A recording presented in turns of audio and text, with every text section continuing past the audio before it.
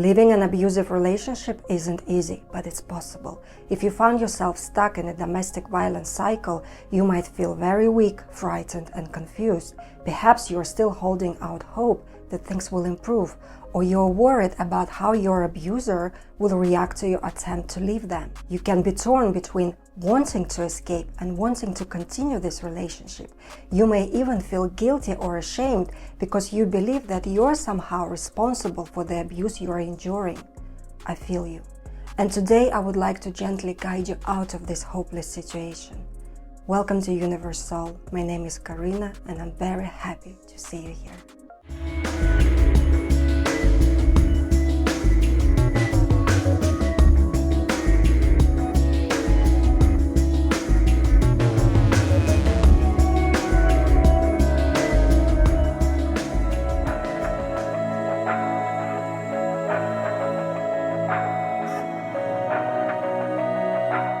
What is domestic abuse anyway? It's a pattern of coercive and controlling behaviors and tactics by one person to gain power and control over another. I just would like to add to this that it includes not only physical violence, but also sexual abuse like forced sex, degrading you to humiliating sexual acts, unsafe sex. Then we have emotional abuse, intimidating you, criticizing you, neglecting you, verbally terrorizing you, financial abuse, denying you access to cash, not allowing you to work, or the opposite, expecting you to fund everything. I mean, in some cases, of course, people are happy to do it, but we're talking about a situation when you definitely feel used and taken for granted. So you can clearly see domestic abuse often spreads like cancer across all dimensions. It's also not about gender. Yes, we often hear stories about men abusing women, that's true, but women can also abuse men. Women can abuse other women. Men can abuse men. The relationship itself doesn't have to be romantic as well. It can happen in any type of relationships between parents and children, between siblings. It can be aimed at the elderly. The point is, it's always about the abuser and the abused. One of the most common myths in our society is if a victim doesn't leave straight away, it's because they enjoy it or somehow provoked it. Let me tell you, most people don't just leave because abusers go great lengths to isolate them and cut them off from families, friends, colleagues, activities outside home, and so on. Sometimes this isolation is invisible. Maybe you suspect your daughter is abused by her husband, but you still see her often. She's not physically isolated, but when you ask her, she denies the abuse. This is mental isolation in her mind, when she can't break that wall and admit it. Abusers love gaslighting, saying, "No one cares about you like I do. Only I understand you and can help you. Only I love you. No one will help you if you decide to leave." A very common one. "You won't survive without me." So eventually, if you're gaslighted and abused, it breaks your confidence, your willpower, your optimism, your independence. And if they balance the abuse with kind gestures of love, like taking you to a restaurant or having a lovely day outside without any arguments, you of course feel very torn, bewildered, and overwhelmed by your conflicting feelings. Let me know in the comments if you relate to this. And we'll discuss this dynamic in more detail in a bit. Another danger here is that people are most at risk to be seriously hurt or even murdered when they try to leave. So paradoxically, by staying in a toxic relationship, you might be actually saving your life. But it doesn't mean you should give up, of course not. That's not what I'm saying. Yes, to just leave is not a light-hearted decision like many people think. It requires proper planning and backups, but you can do it, my friend. Why do abusers abuse? Domestic violence stems from a desire to gain and maintain power and control over people in the house. But this only mirrors the abuser's own deep-seated anxiety about the world in general and their desperate attempts to avoid even more uncertainty.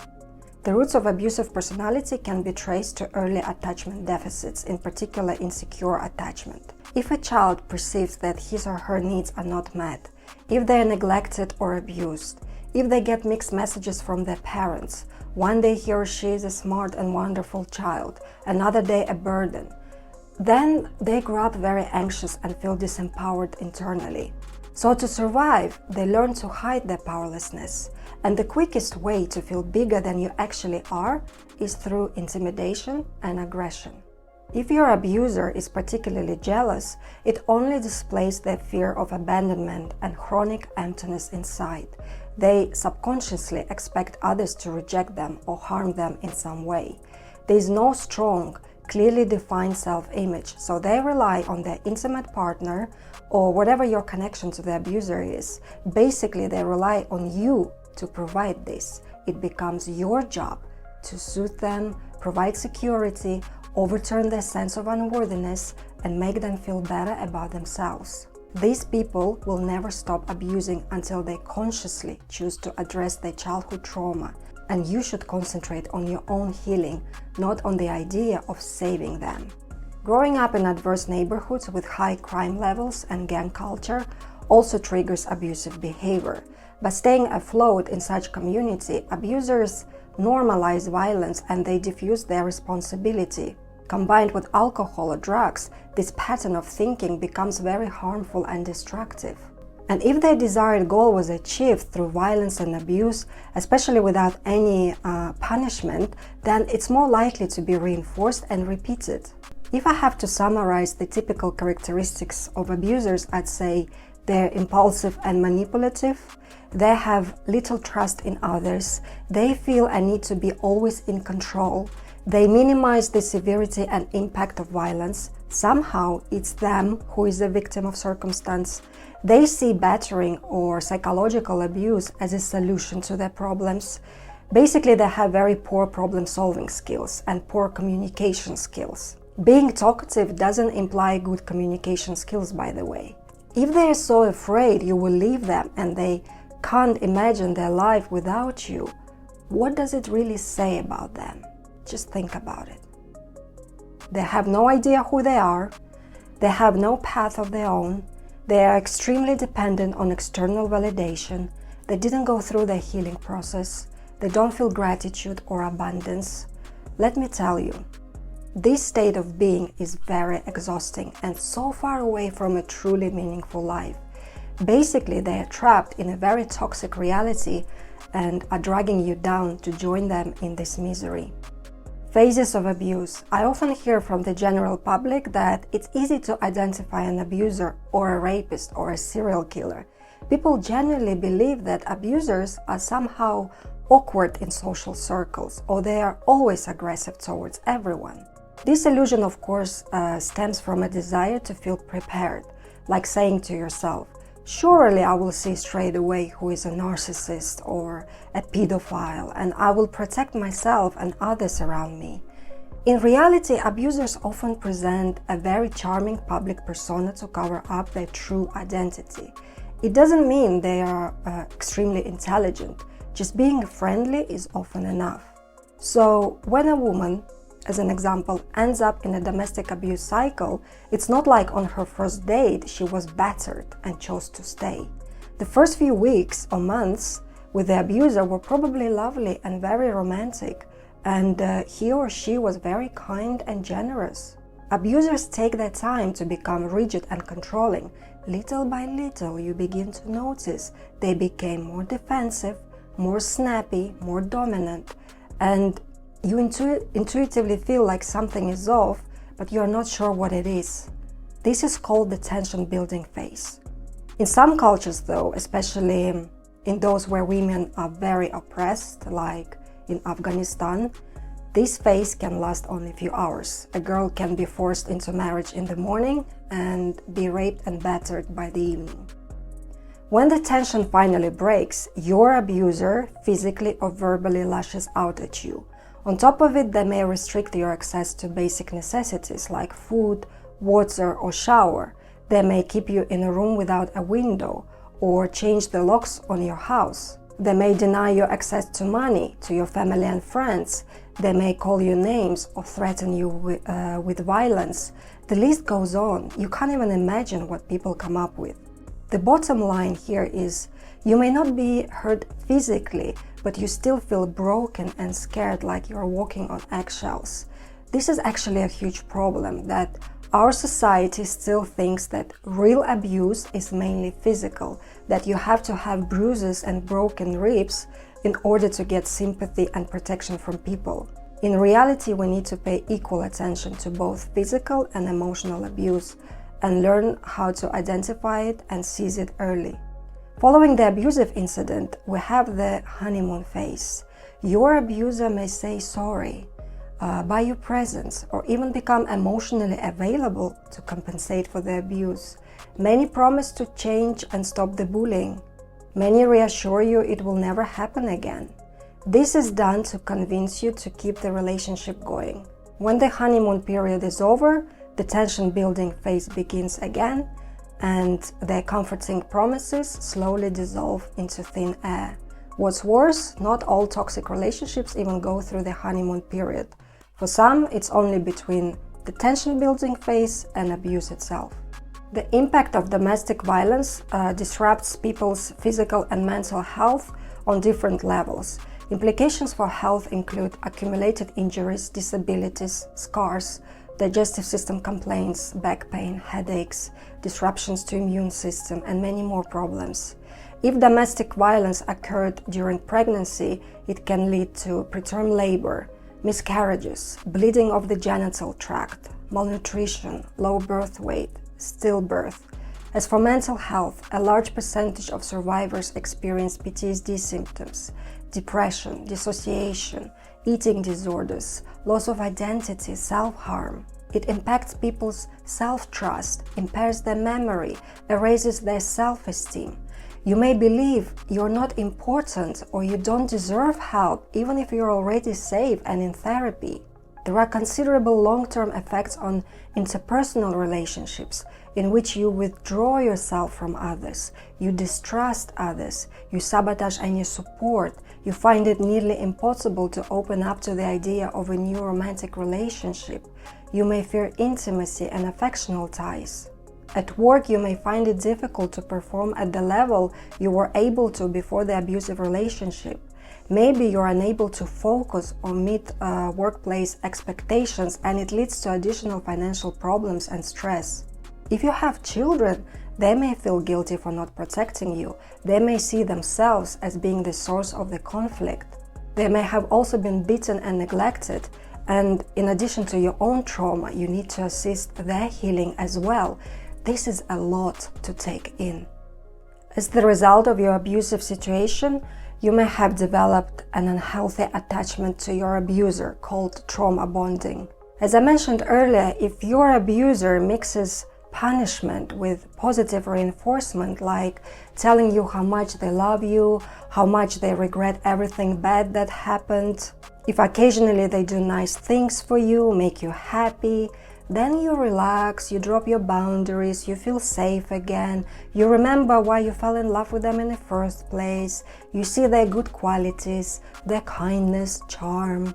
Maybe they make you laugh, you feel close again, you feel attached, you feel like you belong, you feel like despite all the bad things they've done to you, they are still a good person and you love them deeply. This bond develops in stages and mirrors the cycle of abuse discussed earlier. So first they love bomb you and gain your trust, then they criticize you and manipulate you, then they become distant and cause you distress, then they go back to love bombing, and in the midst of it all, you're left with very conflicting feelings like guilt, love, hate, responsibility, anger, compassion. It becomes very hard to leave your abuser or stick to your decision after you already left them, because you begin to miss them and kind of remember good times only. Trauma bonding shares many similarities with Stockholm syndrome, but they're not exactly the same. Trauma bonding doesn't always start with clear acts of abuse. The pre-existing relationship with your abuser could have been wonderful, and your life is not necessarily in immediate danger, whereas Stockholm syndrome implies that there wasn't any type of relationship between you and your abuser. It went straight to violence like kidnapping and rape.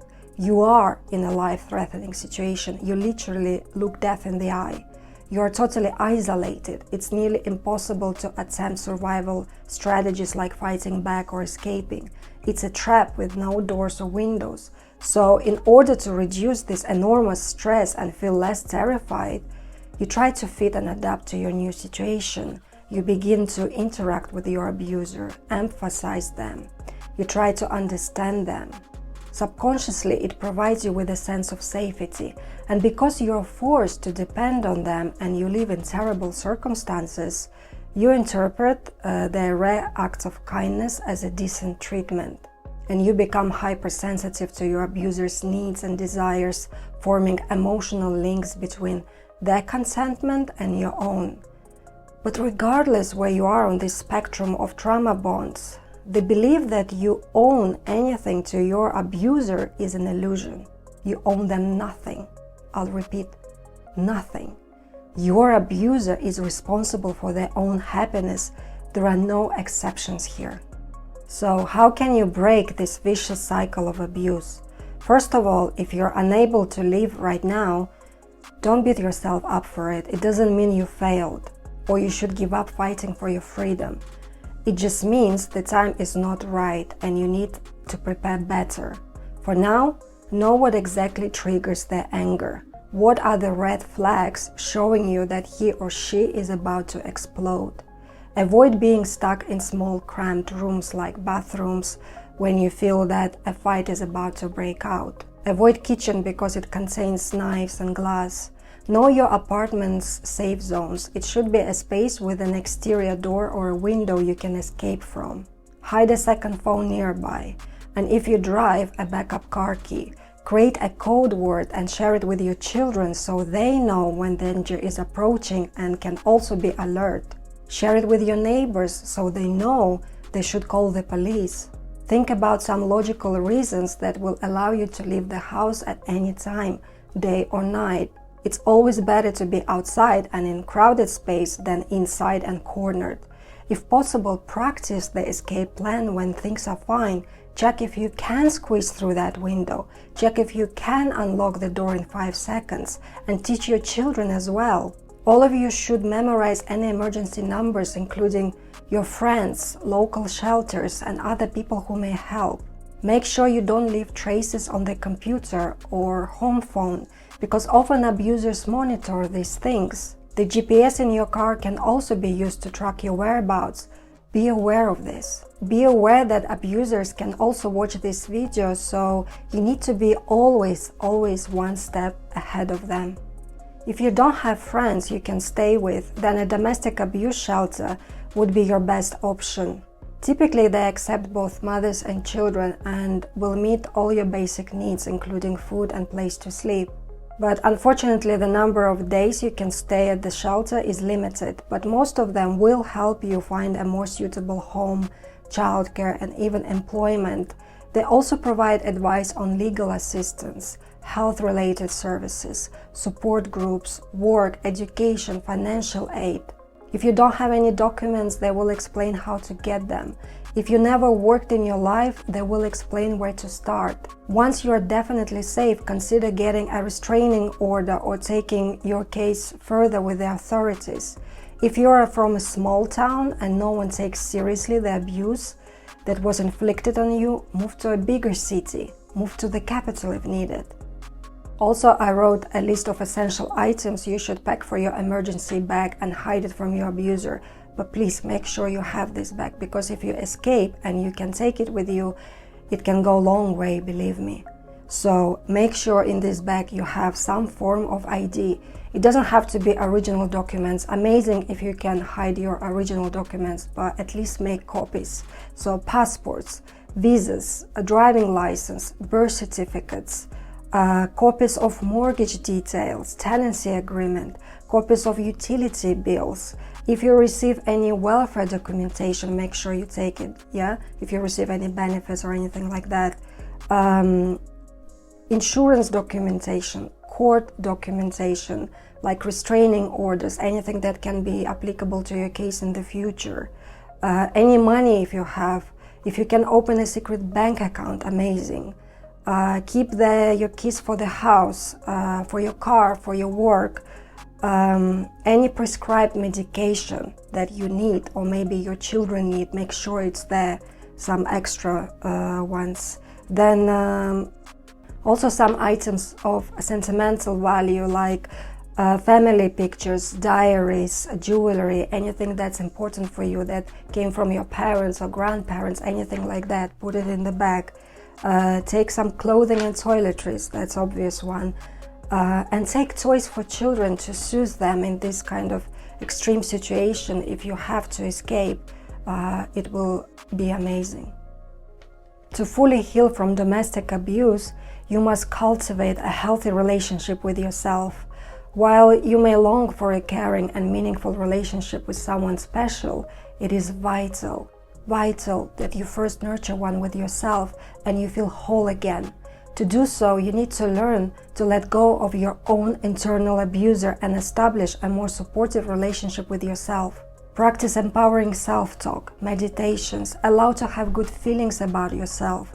Become more forgiving and compassionate towards yourself. Know your strength. Only by developing a secure attachment with yourself and by promising you won't endanger yourself again, you will feel a deep sense of stability and self-worth. With time, you will no longer rely on the judgment of others, which quite often wax and wane and undermine your confidence and peace. Be your own partner, parent, savior, and friend for a bit. By allowing yourself healing, joy, comfort, and harmony, you not only acquire self-empathy and self-love, but also become more open to kindness from others. Not all humans are bad and want to hurt you. There are also good ones, and there is no reason why you or your children shouldn't be surrounded by them. Thank you for joining me today. Please stay safe. I wish you the strength to leave all chaos behind you and find harmony you deserve. See you soon, my wonderful souls.